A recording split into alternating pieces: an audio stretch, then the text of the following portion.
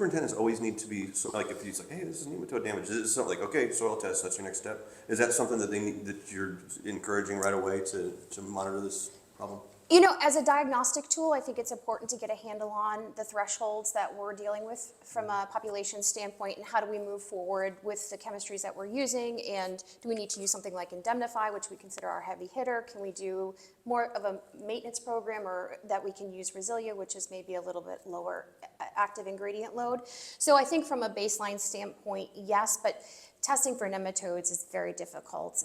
The variability with regards to where you're sampling on the greens can vary from one space to the other, from one day to the next, from one hole to the next. So it can complicate things from a diagnostic standpoint for sure, but I think a lot of people like to get a handle on what the population size, the dynamics that they're working with before moving forward with treating. I don't know how you feel about that. In most cases, you check off everything else.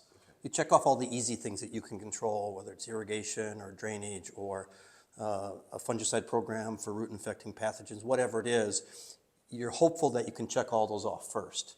And if none of those are it, then you take a nematode test, and the nematode test, the thresholds, they're difficult to extrapolate to anybody's individual course or green. And so when I look at nematode tests, I'm really looking for the presence of anywhere medium to high nematode numbers, and sometimes that might make a threshold for a specific lab. Sometimes it won't, but it depends on every course. A threshold on a golf course that's a course that doesn't get much play, and they might be mowing the greens well above 1/8 of an inch. Their threshold is going to be way different than a course that's getting 100,000 rounds a year and mowing their greens at 1/10. And so the thresholds are difficult.